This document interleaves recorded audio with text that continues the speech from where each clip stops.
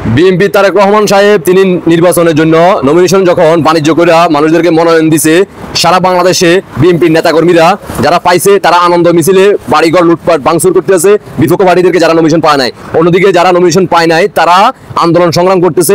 দুই পক্ষের সংঘর্ষে ইতিমধ্যে আপনারা বিভিন্ন নিউজ চ্যানেলে পেয়ে গেছেন যে 24 থেকে 36 ঘন্টার ভিতরে সারা বাংলাদেশে অলরেডি তারা 50% মানে হাফ সেঞ্চুরি করে ফেলছে।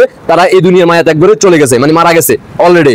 বিভিন্ন নিউজ চ্যানেলে আপনারা দেখছেন শুনছেন। অন্যদিকে ভারপ্রাপ্ত তারেক রহমান বলছে মিডিয়াদেরকে এই ধরনের ভিডিও যাতে প্রচার না করা হয়। আর একের পর এক বিএনপি দুই গ্রুপের সংঘর্ষে ইতিমধ্যে আমরা বিভিন্ন নিউজ চ্যানেলে বরাতে জানতে পারছি অলরেডি 50 জনের বেশি অলরেডি এই দুনিয়ার মায়া ত্যাগ করে চলে গেছে। অন্যদিকে জানা গেছে প্রায় 2 থেকে 250 প্লাস মানুষ এখন আহত, মানে বিএনপি সমর্থক যারা তারা আহত হয়ে হাসপাতালে কাতরাচ্ছে, তাদের চিকিৎসার জন্য কেউ অর্থ দিচ্ছে না। বিএনপির তারেক রহমান ভাই দৃষ্টি আকর্ষণ করে বলতে চাই, যারা আহত হয়েছে যারা হাসপাতালে অন্তত ভর্তি আছে তাদেরকে আপনি চিকিৎসার জন্য কিছু টাকা অর্থ দেন, কারণ বাণিজ্য তো অনেক মোটামুটি অঙ্কের করছেন। আর যারা নিহত হয়েছে তাদের পরিবারের পাশে দাঁড়ান, ভিডিও কল দেন। আপনার দৃষ্টি আকর্ষণ করে বলতে চাই এখনো আপনি বাংলাদেশে প্রবেশ করেন নাই, যদিও আপনি 5 আগস্টের পর থেকে প্রতিদিন আপনি বাংলাদেশে আসতেছেন। দেখা যাক নভেম্বর মাস, আমরা শুনতেছি সর্বশেষ আপনি নভেম্বর মাসে বাংলাদেশে আসবেন।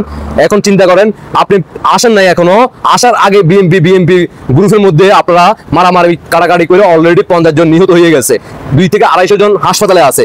অন্যদিকে আপনি বলতেছেন বাংলাদেশে আসলে তার পরবর্তীতে বিভিন্ন প্রান্তে যখন নির্বাচন প্রচারণা খালেদা জিয়া সহ আপনি বিভিন্ন জায়গায় ঘুরে বেড়াবেন, ওইখানে বুলেট প্রুফ গাড়ি আপনারা ব্যবস্থা করবেন।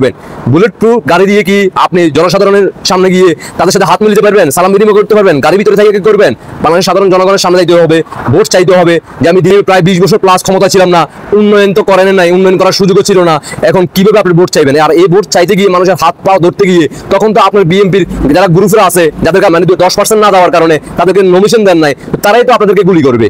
পরবর্তীতে দেখা গেছে আওয়ামী লীগের উপরে চাপাই দিবেন যে আওয়ামী লীগের লোকেরা গুলি করছে। হ্যাঁ, এগুলো থেকে বিরত থাকেন। এখনো আপনি লন্ডনে আছেন, লন্ডনে থাকেন, বাংলাদেশে আসার চিন্তা করেন না, কারণ আওয়ামী লীগের লোকেরা মারতে হবে না, অন্যান্য পার্টিরা মারতে হবে না, আপনার দলের লোকেরা কিন্তু আপনাদেরকে ব্রাশ ফায়ার করবে। এটা আবার চাই না আওয়ামী লীগের উপরে চাপাই দিয়েন না। বুলেট প্রুফ গাড়ি দিয়ে কোনো কাজে আসবে না, কারণ বাংলাদেশের সাধারণ জনগণের হাত পা ধরতে হবে যে আমি 20 বছর আমি ক্ষমতায় ছিলাম না, দেশেও ছিলাম না, উন্নয়ন থাক দূরের কথা, এখন আমাকে প্রাণ ভিক্ষা অথবা আমাকে 2-1টা ভোট দেন, দেখি আমি সামনের দিকে আবার খাম্বা টাম্বা ব্যবস্থা করতে পারি কিনা আপনাদের জন্য। আশা করি বুঝতে পারছেন।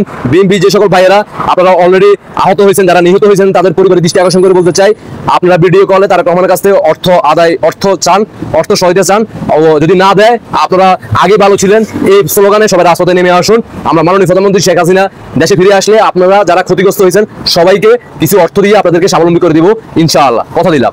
আশা করি বুঝতে পারছেন। আপনাদেরকে ব্যক্তিগত মতামত অবশ্যই জানাবেন, দেশবাসীকে দেখার সুযোগ করে দিবেন। বিএনপির ভাই বাজাররা যারা এখনো আপনারা নমিনেশন পান নাই, আপনারা আন্দোলন সংগ্রাম করে যান, আপনাদের ন্যায্য দাবি আদায় করে নেন, কারণ আপনারা প্রকৃতপক্ষের জিয়ার সৈনিক ছিলেন। খালেদা জিয়ার আদর্শকে ধারণ করে বিগত 15 থেকে 16 বছরের আন্দোলন সংগ্রাম করছেন। মাত্র 10%-এর কারণে আপনাদের নেতা নমিনেশন পাবে না, এমপি ইলেকশন করতে পারবে না। এর চেয়ে দুঃখ আর কোনো কিছু হইতে পারে না। নিষিদ্ধ করলে নিষিদ্ধ করে দিবে, আপনাদেরকে বহিষ্কার করলে বহিষ্কার করে দিবে। তারপর আপনারা আন্দোলন সংগ্রাম করে যান, আপনাদের ন্যায্য দাবির জন্য রাজপথে অটুট থাকেন। প্রয়োজনে যদি আপনাদের জনসংখ্যা কম থাকে বলবেন, অন্যান্য আদার্স পার্টি থেকে আপনারা ব্যবস্থা করে দেবেন লোকসংখ্যা। আশা করি বুঝতে পারছেন। আল্লাহ হাফেজ।